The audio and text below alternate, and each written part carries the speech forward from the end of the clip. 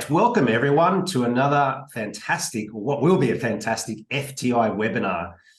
I'm here with the special guests, Vanessa and Emma from Exercise to Experience. We're going to talk and dive into some key questions in and around the concept of group exercise, and also talk about the fascinating new course that they've developed and have partnered with the FTI. So we are looking forward to diving into some of the details, no doubt. So welcome, Vanessa and Emma. Hello. Thanks for having us. Yeah, it's our pleasure. And we've got quite a few on the recording, which is great. So welcome to those who have joined us live. And this is obviously going to be available for everyone to listen afterwards. Now, on the topic of exercise to experience, can you talk to us more about the story behind exercise to experience? Either one of you go. Who's putting their hand up first? You ready to go? Yeah, go, Em. This is you. It's a long story. I'll try and keep it brief, but we do like a chat, so we'll see. I'll condense it. So Vanessa and I come from similar but different backgrounds. I've come from a performing arts background, Vanessa a sports science. We met in Melbourne when we were working for a company called Virgin Active. And we very quickly became not only work colleagues, but very good friends because we gel on a lot of topics and our belief and want for the industry. I'll zoom through many years at Virgin Active working together, presenting on stage, creating programs for Virgin Active. But what we really just discovered over the years, one time that we were particularly presenting at Philex, is, oh my God, there's no education out there for people that want to excel in freestyle group fitness, not in a modern way. And what I mean by that is there's lots out there potentially for your freestyle aqua instructors, for your Zumba instructors, those styles of products. But what we're seeing in the world of fitness now is a huge acceleration in boutique fitness. And really, there's no pathway for those people, how to get a spot in those clubs, how to audition, how to program, how to put music together. And so we're like, okay, well, we need to make it then. Long story short, we need to make that education. And I really do believe it's our different backgrounds, our two heads meeting together that really helps form that education, because you need two different parts of your being to create and deliver excellent group experience. You need really, really solid foundations and knowledge. So when you're programming, do you see results? Are you programming in an efficient and effective way? But you also need this element of performance and jazz hands, as we like to call it. And so really, because that's kind of where we both came from, we've just melded our worlds together and created this education that not only creates better solid foundations for the individual instructor or PT, but also gives them this performance element as well, which means they can deliver group experience in a way that really lands with members. Anything else you want to add? Yeah, I was just going to say, I think that we also noticed that there's such a segregation in the industry between group exercise and PT.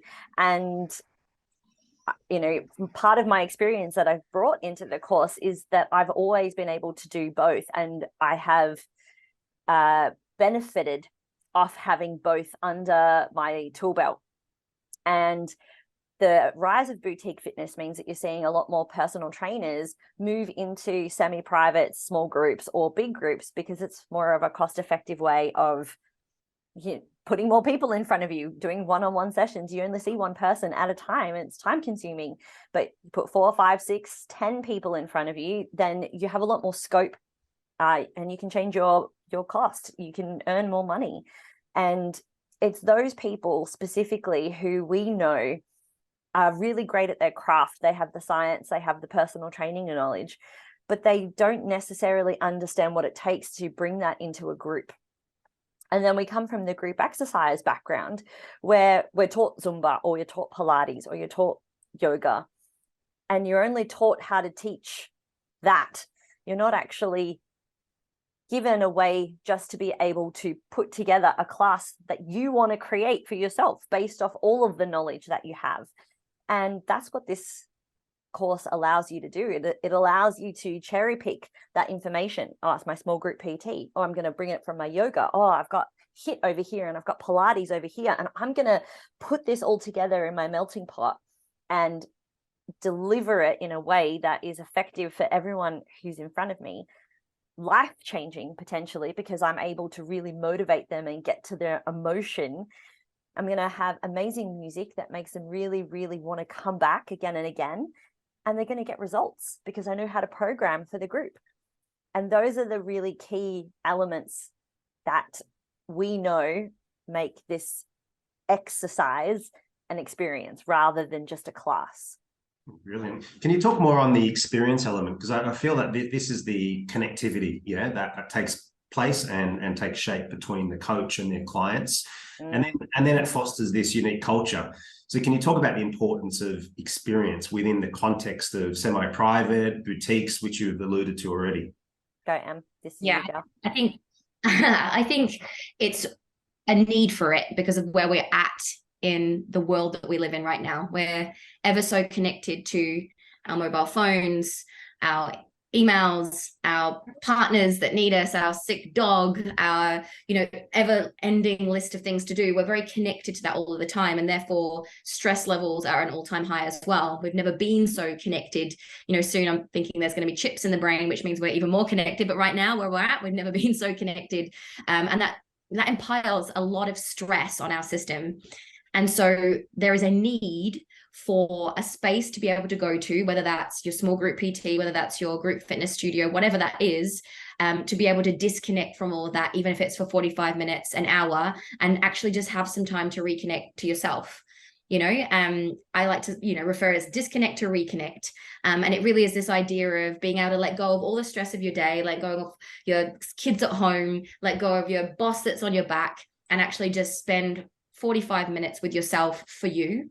And I think there's a whole heap of people in the world that's really good at meditation or already really good at self-care, and they can allot that time for themselves. But then I'd say that there was the majority that have no idea how to do that or even know how much they need it, right? Yeah. And so what we're gifting them through group experience or exercise experience is this time for themselves in a way that aligns with them. Because again, not everybody aligns with 45 minutes of sitting still in lotus position, omming, and finding that a beautiful space to meditate. That's really challenging for people, especially if they're highly stressed. So can we create environments that feel easier to step into because it feels more familiar, such as a group fitness class, such as a PT session, but be able to create an atmosphere that enables them to disconnect and reconnect for 45 minutes. It's really, really needed. And what they're getting from that is this 45 minutes of decompression. It's 45 minutes of presence where they're not anxious about the future or ruminating about the past. And they're gifted this moment of complete presence for 45 minutes where they get to just decompress and be with themselves. And that's like a huge gift. And we can't just do that through old means of teaching. We can't just do that in stark, bright, white lighting that feels like hospital lighting that they've been in all day in their office anyway. We can't do that through rubbish sound systems and average playlists and, no microphones. And we can't do that through just old style teaching. It doesn't work. To create an atmosphere where they disconnect, it has to be really immersive. And we talk to that a lot in our education, which is how do we create the most immersive atmosphere possible to be able to give them this bubble of disconnection. And so we have to be able to do things like create powerful playlists and incredible music scenes that take them on a journey. We need to be able to tantalize their senses through scent and sound and taste and touch, and to be able to disconnect them from everything. And so that's an art. And that's some of the art of what we teach you on our course. Yeah, brilliant. And I just want to add, sorry, if I just want to throw in there as well, like there's also, I don't like calling it competition, but the where this growth stems from, why people are searching for this is particularly over COVID. You have a look at companies like Peloton and Technogym and Apple Fitness, the quality of their product and instruction on those platforms is second to none. They employ those instructors full time. They have teams of people working around them, programming for them, getting the right lighting, getting the music all done. And they're sometimes even coached with what to say. Like they literally have coaches, and people have experienced that. They have access to that. And they might not want to access that all the time. But when you give yourself that level of quality of instruction and class immersion on that online level. If you're coming in and you want that physical connection, you want people connection, but the instructor just is falling flat. They're falling over their cues. They stumble. They're not motivating. Maybe they're just yelling at you for 45 minutes. That level of experience puts you off. You're not going to go back to those studios because it's easier and more cost effective to do it from your lounge room or not do it at all, because they've been exposed to this high level quality instructing that has driven up the standard across all group exercise. But at the moment, there's no education for the people currently in the industry face to face to know how to deliver that standard. And that's where we want to broach that gap, because it's a big gap, you know, especially when they have all that help and those teams, etc. Well, we want to give you some of that help. That's what we're here for. Yeah, like expectation has risen exponentially, but there hasn't been anybody to help rise the talent or lift the skill set. Yeah, it's very, very powerful. What's emerged in this conversation is that the environment plays a powerful part, and that environment is cultivated by that coach who's fully present. Yeah. And so in this attention-grabbing culture, where, you know, it's a finite resource. Yeah. So the attention is a limited capacity resource. Now, the artfulness of a coach is to cultivate that environment. So if we think of it triangular, we've got the coach, the environment, then triangulating down below, we have the skill level. So talk to us a little bit more about, we're switching from the art form to the technical components that you teach in the program. That's smart. That's pretty much it, because there is that balance between being a cheerleader and just kind of wooing all class, and actually having the fundamental skills to not only like the programming side of it, which obviously that's kind of my bread and butter. That's where I'm really passionate about. I'm going to put that aside just for a second. But let's just talk about cueing and coaching. Now, we have all, if you're an instructor, you've been in a room where maybe you've said the same thing 20 different ways. There's that one person in the room who still doesn't get it. However, if you're still saying that same cue and you haven't changed anything, and you're still expecting that person at the back to do something different, but you're not changing anything, then you've created an unsafe experience for that person. If you single them out to try to help them, you potentially created an unsafe experience for them biologically, because they might not want to be singled out. And if you don't address them at all, maybe they're being unsafe because now their technique is flawed. So the art of coaching or instructing is being able to use your language, your body presence, the music, the way that you do things, the way that you even demonstrate, to be able to make it accessible for everybody who's in front of you. And everyone speaks a different language. And I'm not talking about like English, Italian, Spanish. I'm talking about kinesthetic cues, talking about visual cues, auditory cues, combinations of the above. If you don't know how to manipulate those types of cues yourself, you're missing a whole bunch of people. They're not listening to you, they're not understanding. And then what Emma said is that they're zoning out. Oh, I've got to go get the milk. Oh, I've got to go do this. Oh, husband said blah blah blah, right in the middle of your class, when instead they should be there.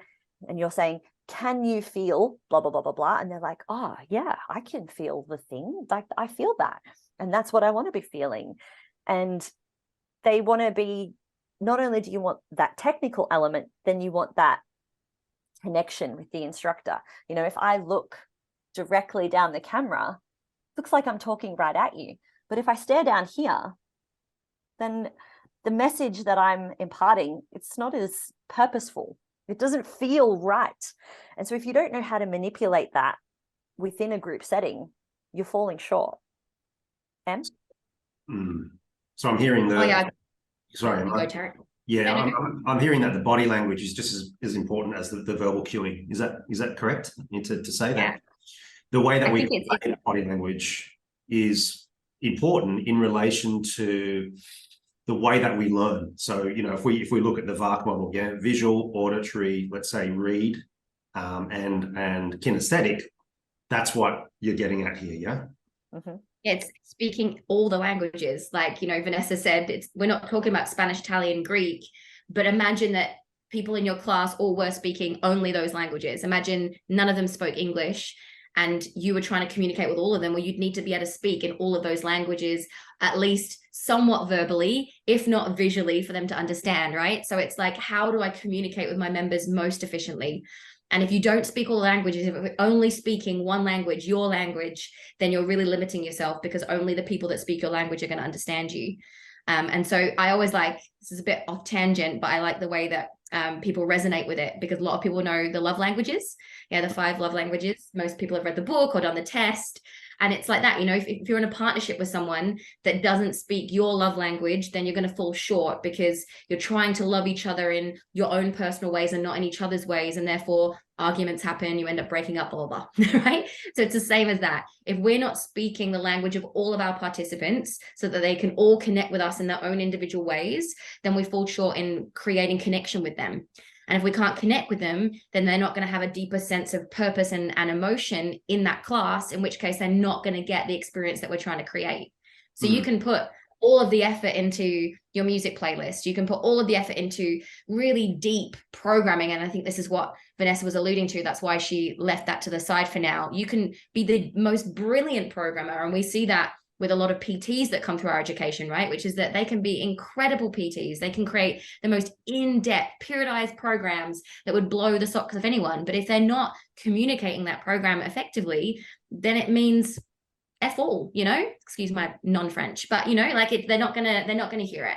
And so you have to come back to those fundamentals first. You have to learn to be able to speak the language of your participants in all the ways that you just said, Tarek. So verbal communication, but then verbal communication in lots of different ways. You know, it's not just a case of, am I speaking words? You have to learn to speak words in lots of different ways so that different people can understand them. And then, yes, your visual communication are your visual demonstrations of the way you're presenting yourself and holding yourself on stage effective. And then from there, your kinesthetic cues as well. So once you've got all of that as a package, then you're able to effectively bring across your other skills and talents, such as your programming, your music, etc. You talked to, we'll get to you in a moment, Sammy. You talked earlier, Emma, about the importance of being present, you know. So the idea is, and perhaps Vanessa discussed this too, is you've got this attention-grabbing culture. So they're coming into the space, this safe space. What are some maybe anchoring strategies, some pre-framing that you guys suggest to kind of help cultivate this this greater level of awareness and coupling between the environment, the coach, and what they're doing in the class? I think first of all, I just want to point out why that's so important, because, you know, mental health is at an all-time low. This is a subject I'm hugely passionate about. Mental health is at an all-time low. And we know that often if we think about the 2 elements of poor mental health, there's depression and anxiety.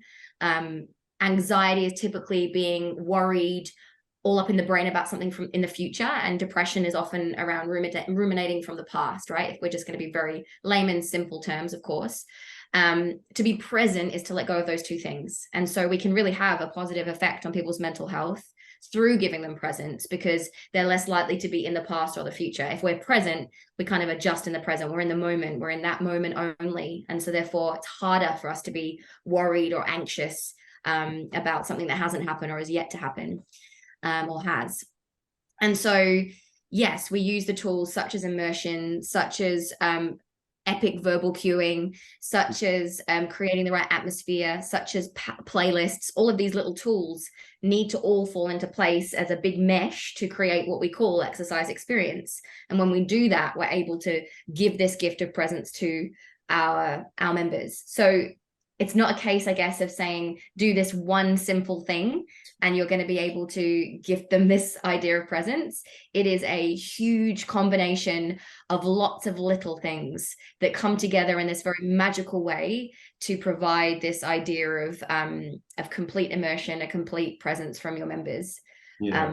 But there's a ton of science behind it, and I would love to go more into that today. But you know, the use of music, the use of moving in unison, the use of carefully curated words in the right space along with that music, all of these things in conjunction actually help release different hormones and neurotransmitters within the body. We get a rush of endorphins, dopamine, oxytocin, sometimes even prolactin, which you may or may not know, these are the hormones that deliver us things like trust, love, bonding, just that natural high, if you will. It's like you can go to a party and not take drugs and have the same effect, you know. And so all of these in combination as well, imagine giving somebody this natural high, they're also less likely to feel with poor mental health and instead be happier, more present humans, which is pretty powerful. Yeah. And to add, to add, a lot of people step into group exercise as the first thing they do in the fitness industry, right? Because they can hide in the back, and you know they're not pointed out. And for those people who are new, for those people who exercise is a barrier to, they have a really strong need for safety. Now, they don't walk into the gym and go, I need to be safe, because it's subconscious and it's deep-seated biological, okay? But everyone walks into the gym, everyone walks into their space with their need to be safe. And what Emma's alluding to is by creating the atmosphere, by using the right words, you can either create this feeling of safety, or you can create this jarring, unsafe experience for someone. And that experience might lead them to never come back, or it might lead them to not exercise again for another 5 years because they had just that, the instructor was just, they really pushed me and I wasn't ready for that. And it was really frightening. And I don't think instructors do this intentionally. Like, I don't want to throw anyone under the bus. Instructors do this job because they love it. And we almost kill people with kindness. Like, we kill them with enthusiasm because we're so excited to get them doing the things that we want them to do that we forget that they're not like us. And we forget that they have different needs to us. And the science behind allowing people to feel safe is so massive, and it's dropped through all of those modules. And this is where group exercise has missed a lot of the mark on that, particularly in the past, because people aren't feeling safe, they aren't feeling recognized, they aren't feeling connected, they're not feeling noticed, so they look for it elsewhere. But we can provide that.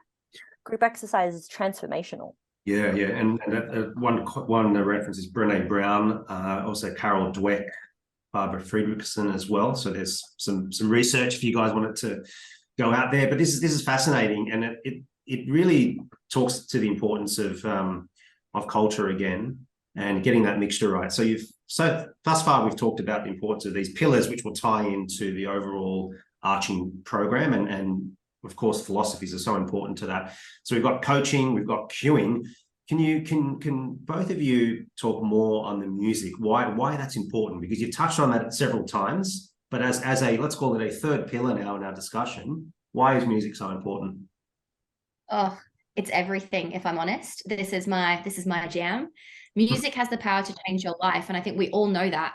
Music tells us how to feel, how to think, and I don't think we realize how much power music has over our lives because it's always in it. You know, we've been listening to music ever since we were probably a baby in the womb. Our mum would have been listening to music. We'd have heard it subconsciously, you know, in the womb. We've been listening to music ever since we can remember. And it's such an integral part of all of our lives that we don't realize the powerful effect it has on us. Music literally tells you how to feel. Think of a movie that you've watched and imagine that movie without a soundtrack. It would be the most bizarre movie you've ever watched, because without realizing it, and it's actually quite strange, we watch a movie and there's an entire score swiped over the whole thing. You know, you're watching a romantic scene and the music does something and it makes you feel more loving and more emotional, and you cry and you think it's so beautiful. Now, if that scene was played without music, it would look so different. We can't even imagine it because every movie has it. And we're not even thinking about the fact that we're randomly watching people with a musical score over the top of it. It's quite odd if you think about it. We don't go through life with a musical score over the top of every scene that we're in. But the music is the feels in my life. It is, yeah. I play it all the time, just in any moment. Kyle goes to do something romantic. I play music now. Yeah, so you've alluded to the why, but how is that important in the scheme of the program, and how that's sort of delivered sort of almost unstructurally, right? But there is some format to how music ought to be delivered. Yes. Yeah. So can you touch on that? Have to look at things such as BPM. BPM is a huge importance when it comes to structuring music for classes, because there's a blueprint, there's a skeleton to all music, and there's a pattern in all music that a lot of people don't even realize is there. And at that point in our course, it always kind of blows people's mind when we show them this blueprint. Okay, this is actually the bare skeletons of what all music looks like. And when I say all, I say that loosely, because obviously things like jazz music or like indie style music will be different, but your standard popular music all is based around this blueprint, and it's repeatable and it's predictable. And if music doesn't follow that blueprint, it feels jarring in our body because we're so used to hearing it in that way. And so what's cool is we know that that blueprint is there because we've always heard it. But on the flip side of that, we don't consciously know it's there. So we have to learn it. And once we learn the blueprint of music, once we learn the skeleton, the structure, we can manipulate it. And we manipulate that through things like manipulating the BPMs, the beats per minute in the music. We manipulate it by looking at the different instruments in the music, how much vocals there are, all of these things, so that when we put a playlist together, we can actually create a journey. And if we imagine that journey like the soundtrack, the score to your 45-minute class, we're able to manipulate how people feel during that class. Yeah, so we can actually take them on a journey. Imagine it, your 45-minute class is a movie. We're telling them how to feel in any given moment. So maybe we're starting off in a warm-up and the music's telling us, okay, we should feel present, we should feel calm, we should feel relaxed, we should be starting to get into our bodies. Maybe then as we start to heat things up, the music intensity changes, the BPM changes with it. Maybe at our absolute pinnacle parts of our class, we have a use of the drops in the music and the crescendos, and maybe the lyrics are telling us how to feel. So you imagine this musical 45-minute journey as the score to your class, and you can actually evoke emotion in people using that playlist, which is incredible if you think about it. And used right, you can have people having absolute breakthroughs in your class. I've had people cry, laugh, in hysterics one moment, in tears the next, because they're getting to feel things. And as we've already alluded to, we're so disconnected from our body day to day. This might be 45 minutes where you're giving the gift of somebody to actually feel what they feel like today. Often we just block that down, switch it off, push that away. I don't want to feel my feelings. I don't want to be embodied. I don't want to know how my foot feels or my arm feels. We're actually gifting them this 45 minutes where they actually get to connect to that. And the music absolutely is a fundamental part of that journey. So good, so good. So I gather that there's a blueprint for your cueing and coaching element that's taught. So there's blueprints there, and the idea is that you want to provide them with a foundation, these coaches that are going to be doing group classes in these different contexts. So we talked about semi-private, we talked about classical team training, boot camp. So it really cuts across all of those. Under that, you've got group fitness, but then you've got these subcategories. So the whole idea is that exercise to experience cuts through and talks directly into those other categories. We've covered those three pillars to this point. Now, everyone who's here, if you've got questions, we're going to dive into those. So please pop them in the chat. Be a bit courageous, because I'm sure some of you from this conversation, ideas are stimulated. So please pop it in. We'll allow you guys a few minutes, guys and girls, to chat about anything related to what we've been discussing. We've sort of covered these three pillars. Now, I'd like to switch to the fourth one, being programming now. So we've talked about really the artfulness, environment, all of these fascinating areas that I agree with, like coaches, trainers need to embody this. Now, talk to us about the fourth pillar, not only why it's important, but how it's delivered in exercise to experience. Yes. So if you noticed, the last two pillars, we split it up between Emma and I. That's where the difference and the melding came in. Because I come from an exercise science background, programming is my jam. And not only is programming important for the results side of things, but Emma talked about the musical journey. The way that we link programming in with this immersive element is we don't often think of our classes as a journey. we think of our class as a HIIT class. We think of our class as a strength class, as a, I don't know, whatever, yoga class. But if you were to maintain the same intensity throughout your entire class, you'd either kill everybody or they would just be completely like underdone because they're not getting any levels. So the levels that Emma is talking about not only happen emotionally, but they happen physically. And they're so connected because you can't experience an emotion without feeling it in your body. So if you experience happiness, your chest gets bigger, you stand up taller, you get oxytocin, you get dopamine. Things happen physically when you feel an emotion. So you can pair these two paradigms together to make a bigger journey, to make a more immersive journey. So you might not come at it from Emma's angle. You might come at it from my angle, which is, okay, I need to deliver a high intensity interval based class. And I say interval because we often miss the interval. So how am I going to create amazing intervals in this class and a journey where I want people to have two really big peaks of intensity as we go through this class? I need them to hit that. So the programming side of things looks at what are you trying to achieve? Like, what is your class doing?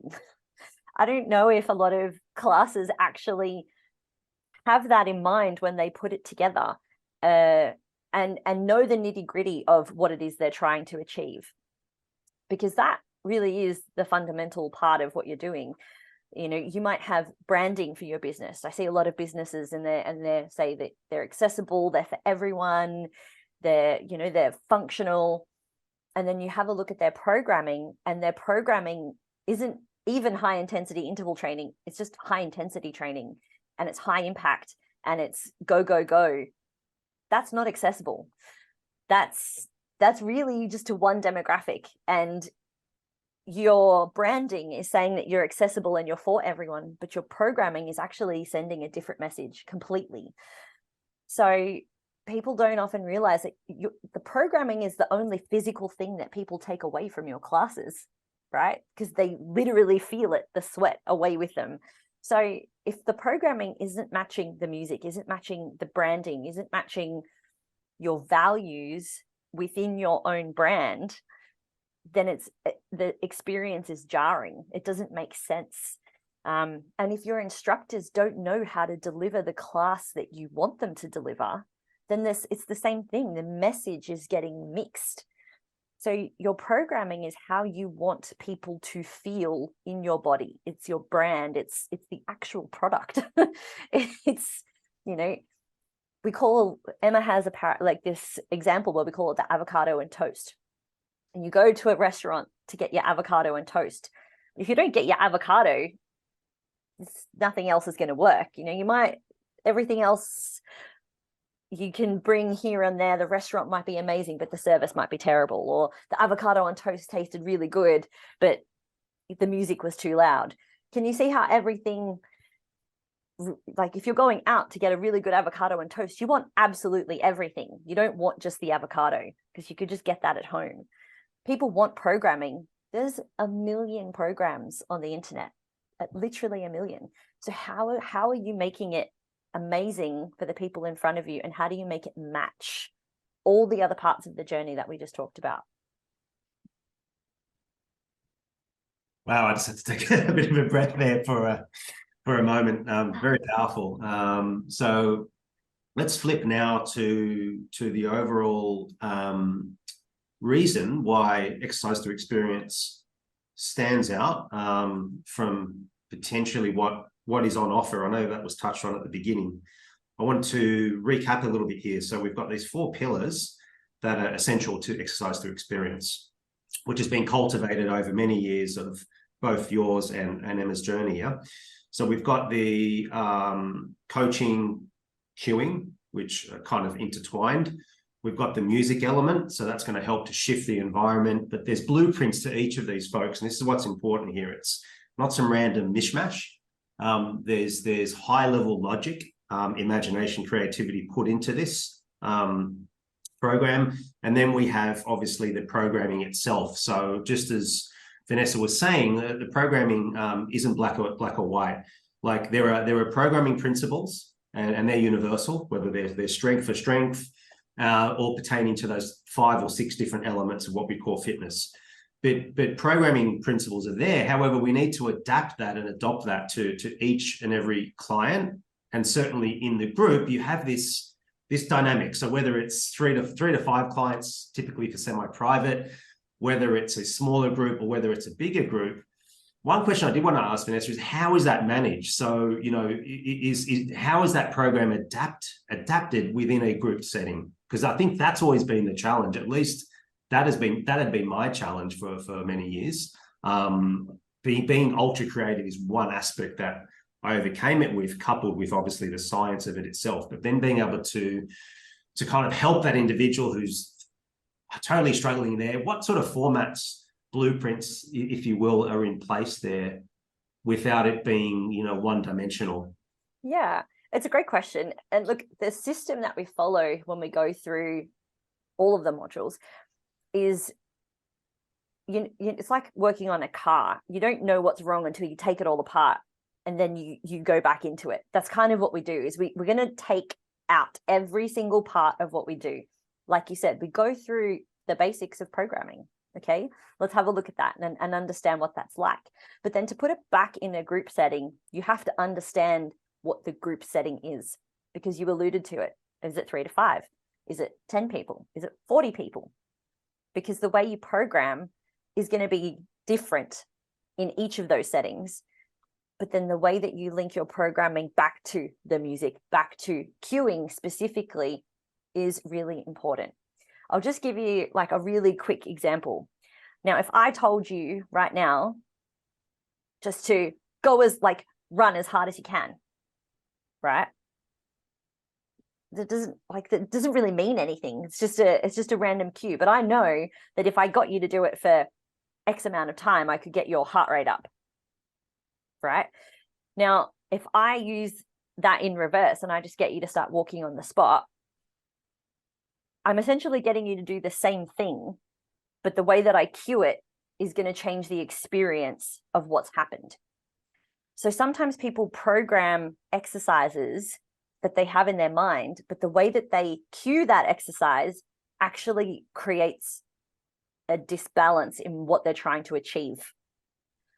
So your words are so powerful, and that's why cueing is our most fundamental part of this, is because it completely changes everything else that you're doing within your class.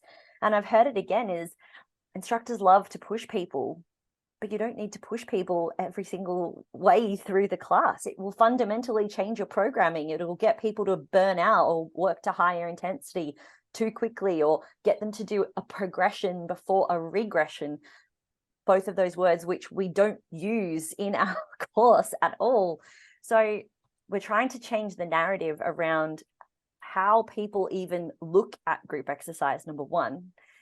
And then once we've broken down all the component parts, use that system, then you can put it all back together again.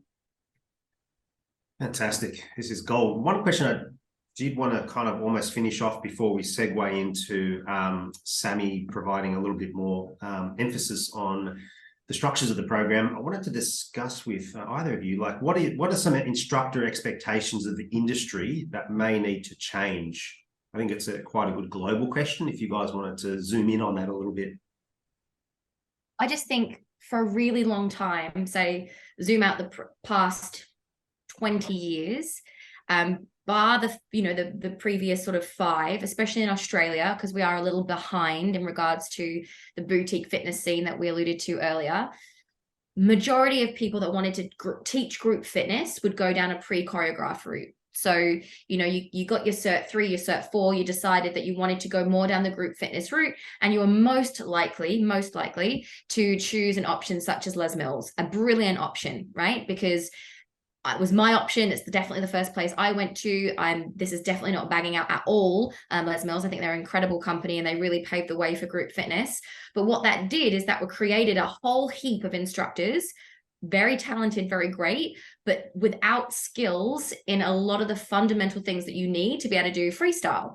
Because Les Mills does it all for you. They do the music, they think about the musical arc, the musical journey, the BPMs, the blueprint. They've got that all down for you, and they've got incredible program directors that know that art, right? So they do it for you. They also create the programming, and they think out the programming, and they've got sports scientists creating the programming. So literally all that you have to do is pick up the DVD, you learn the program, and away you go. And they teach you very well in the art often of communication, but that's all. Right. And then since then, though, the industry has shifted massively.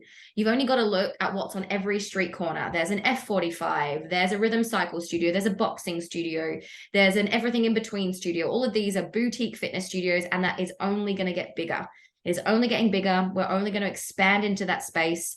Or even if you look at a lot of the health clubs and big boxes now, they're moving away from pre-choreographed programs, and they're moving into creating their own programs. So me and Vanessa, for an example, came from Virgin Active. They completely have almost moved 100% away from pre-choreographed and have created their own in-house programs in boxing, in cycle, in yoga, in Pilates. And so what that does is it leaves a humongous gap when it comes to finding talent. I know Beck on this call would absolutely agree with this. Finding talent is extremely hard because there is zilcho education for people that are moving into group fitness now at its current state. Yeah, back then, great. I could be a Les Mills instructor in 5 programs and make a really good living out of that, because I would teach across multiple health clubs. I would teach my body combat, my body pump, my RPM, and I would be really, really popular. And I would take people with me, and I'd be, I'd become a presenter. I had a pathway. I wanted to become a Les Mills presenter. I wanted to do XYZ. That was the pathway for the group fitness instructor, but it has changed. And I'm not saying that people don't teach Les Mills anymore, because they can and they will, and there's still place for that, but it isn't the majority. The majority is moving towards boutique fitness, health clubs with their own programs, and there is no talent to fit those spots. So then you've got 2 problems. You've got instructors looking for work that are at a loss, because these studios and health clubs are looking for people that know how to program, that know how to put a playlist together. Yeah. So that's number 1 loss. And then you've also got the loss of the recruiter. Yeah. You've got the loss of the studio owner or the health club owner or manager, because they're looking for talent and they can't find any. And so then like, what do I do? Where do I go from here? And so then they have to start developing in-house training, and they might not have even the skill set to be able to do that. And so then what we see is just a whole heap of vanilla programming out there that isn't matching those expectations that Vanessa spoke about earlier, where they've been online and they've been to the States online, where the talent level is quite high because they've been in this arena quite a long time. They've got a lot of high level freelance instructors out there. So it's different in the States, right? So people experiencing that level of group fitness, but they're not being able to get it anywhere in Australia, in parts of Asia, in parts of the world where it doesn't exist, right? So there's lots of problems there. And we honestly believe, without tooting our own horn, that our education really does heal and fix that problem, because for twofold, we can create the talent now. We can take people on board on this education and wholeheartedly know that once they've been through the education, they will be able to step into that boutique setting. But we also fit, and heal the expectation of the recruiter, because either they can take on our education, put everybody through it. They don't have to find a master educator in different programs. We can be that person for them. So, we definitely believe that our education fixes the huge problem that there is in a lot of markets out there where there isn't talent and there isn't skill set moving forward into the present group fitness scene. You've certainly laid the case for it thus far in this webinar. It's terrific to really summarize, that key question, really, because you sort of provided the journey of the early days, right? And we can even go further back to Jane Fonda and what happened even prior to that, right? But look, all that's an evolution, and we build on the shoulders of giants. And what you're saying is that essentially that it's not about a cookie cutter approach, number one. I think that's what probably everyone's gathered now. I'm the play devil's advocate. So to be, though, a freestylist, the art of coaching is really important. Yeah. So that art, coupled with the technical nuances, that I think these are key takeaways, folks. However, having a blueprint or a foundation, I know in a previous webinar, Vanessa, you talked a lot about formats of classes which are provided, templates. However, that still isn't a cookie cutter approach. It's very important to have those fundamentals in your toolkit. And that then speaks to the subcategories of group training, being semi-private or any derivation of small group training. So that's terrific. Now, did anyone in the group here want to make any comments? If that be Beck, we're going to point to Beck. If you've got any comments, suggestions, any questions from anyone thus far, or curiosities, we'd love to hear it before we switch over to Sammy. Don't be so silent. I'm going to have to pick on people at the moment. Is Beck trying to say something, but we can't hear her? Are you saying something, Beck? Speak up, Beck. I can't. Yeah, we can't hear. Is it just me? Yeah, no, she's on mute, I think, maybe. No, Beck's not on mute. But maybe it's Beck's volume. But we'll come back to Beck. This just been so terrific. This, so I mean, I've got goosebumps. Honestly, I do this so often, but I love it. I've just seen like passion with purpose. That's how I'd really sum up both of you, and what you've brought to this industry is staggering. And we're very excited about this product, and I've known both of you for many years. So to that end, I'm going to get Sammy to just share a little bit more of the particulars of the program to kind of educate you who are in the audience here, who are listening and who will watch this, to kind of see the value first and then be able to make a decision. So we don't want to be pushing the product like down your, we don't do it this way. So Sammy, over to you, my friend. You're ready to share a little bit more about the Exercise to Experience program. Wow, coming in after those girls, like, yeah, that's they rocked. They did rock. That was amazing. Everyone, I'm never going to be able to explain this the way the girls did. Okay, they created this system, this set of systems to communicate an experience. Okay. We talked in depth about the cueing, and for me, I got excited. I put my hand up. I was going to rave about it. But communication, that's my jam. That's what I do. I do communications coaching. And to coach to a group is so different than dealing with one-on-one. How do you deliver all of that knowledge, be it decades of personal experience and all the education you got? How do you deliver that to a group? We want to create permanent lifestyle change. We want to create an experience that's unforgettable. The coaching element. So Coach Tarek says coaching is about connection. So being efficient and effective in your ability to deliver cues, understand the psychology and behavior of the group individually and as a whole, and be able to change their habits. Yeah, to communicate, harness the coach's eye. I think that's how a coach would put it. Programming. So driving scientific results to small or large groups, understanding the differences between one-on-one, small groups, and large group training, team training. Again, aligning it with the experience. So the music, the flow, the ups and downs. I really enjoyed that part of the way Vanessa was discussing her specialty, her love of programming. Music. So for me, this is Emma, right? So creating unforgettable experiences through music.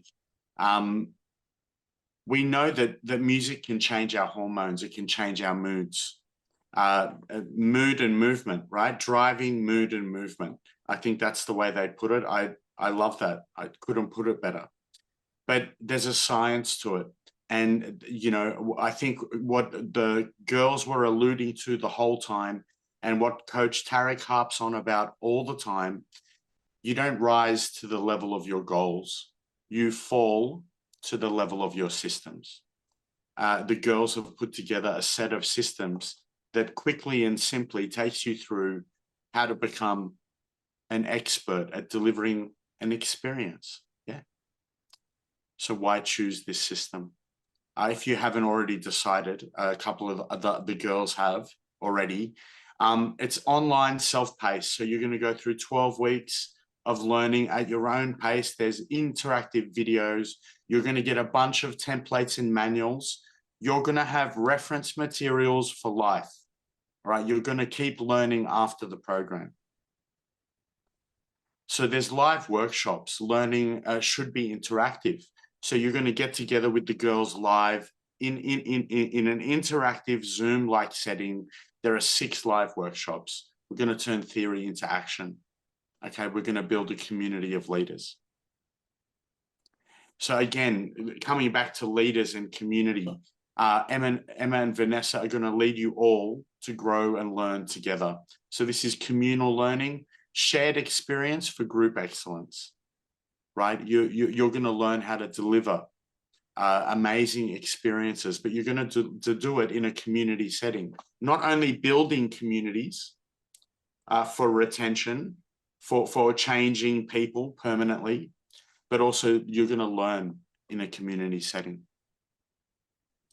So this is my favorite saying of Coach Tarek's: feedback is the breakfast of champions. You're going to get detailed feedback throughout the assessments and the workshops, but you're going to keep learning long after the program. You're going to learn from your clients as well. What feedback do they give you? Are you reading that feedback? Feedback's a two-way street. So that's something I really appreciate. That's communication at its best. That's it, guys. That's my little presentation done. Look, in terms of how we're offering the program is being offered at 2250 Australian US AUD. So AUD, 2250 AUD. But we'd really love to make this a bit special. So we love adding value as much as we can. So for everyone that joins us on the webinar, we'd like to offer the program at $18.50, so $400 off. And we'd like to offer a business development coaching session. So a 90-minute session focused on business development, where you're going well, where you could improve, and some sales and service systems behind that, how to grow your business. So that's something that we're offering to everyone that's joined us on the webinar, $400 off and a free coaching session to grow your business. What's your take on that, guys? Is that fair? Do you think that's reasonable? Love it, Beck. Thank you. I think we all get it. Yeah, we've already had a couple who are quite interested, which is great off the back of this. So anyone else who's present with us now, you could just put in the chat yes. Otherwise, Sammy will be in touch individually to get your thoughts and feedback from this presentation. But first and foremost, we wanted to certainly deliver an experience in this webinar to showcase really the brains behind the exercise to experience and show you guys the creators, themselves, because oftentimes the creators of something may be behind the scenes, but you're getting the real people, Vanessa and Emma, who have created this, and we've empowered it through FTI, which is great. So it is all fully accredited, by the way, with AusActive in Australia, with FitRec, and soon to be the American College of Exercise as well. So there's lots of goodies to this program, and we're just excited, to be honest, Vanessa and Emma, to deliver this with you and to really shape the industry along with you. Any final thoughts from either of you? I just like to add, just to re-emphasize on that feedback process, because it's something that Vanessa and I are really passionate about, which is that we don't believe that you get to grow and learn if you don't get to implement the skills. And quite often, I've been on hundreds, as is Vanessa, different certifications in our years of teaching. And often the feedback process is tiny. It might be that you teach a minute And then you get a little bit of feedback on that. And then you're like, cool, good to go. You can go teach this program now. And it's like you're left with skills, but no real knowing if you're delivering them correctly or if you're delivering them to the highest standard. And so when we created this course, it was a big importance that we created a big feedback process. And so you go through a series of miniature teach backs throughout the live sessions, but then as a part of your final assessment, you'll send in a full recording of a full class, so a 45 to 60 minute class, and we'll give you a detailed report on that entire teaching. So basically, as Sammy said, you keep learning after the course, because after you've delivered that final piece of feedback session, we're able to give you a detailed report on where you can go next. Yes, you're now ticking these boxes, but I'd still love you to work on these boxes. Here's how to work on these boxes. Here's where you can take it another step up, all of these things, so that the learning doesn't stop and you can continue to grow. And that's really important to me, because we never stop learning. I wished I could have this process done for me. Me and Vanessa often give each other feedback because we don't get it from anywhere else. And, it doesn't matter how long you've been instructing, how good you believe you are never going to stop growing as an instructor. There's no ceiling on how great you can become. And so this is why this feedback process is really important to us to implement into the course and make sure that everybody gets as much value for money as possible. Yeah, brilliant. It's been sensational. I know we've gone a little bit over, and thank you for those who have stayed the course. So thank you again, Vanessa and Emma, for your wonderful energy and wisdom in all of this. And we look forward to the launch, which will be which will be Easter, won't it? So we're not too far off, folks. So the live delivery will happen certainly the week after Easter. But this is what's in store. So it's going to be over 3 months of total immersion. And we feel that learning it in this fashion will help you to absorb it, to learn it, to transfer it, and ultimately embody it at the same time. So we're thoroughly excited and thankful. Really grateful for both of you, and grateful for those who have stayed on this webinar. So thank you to everyone. We will be in touch individually.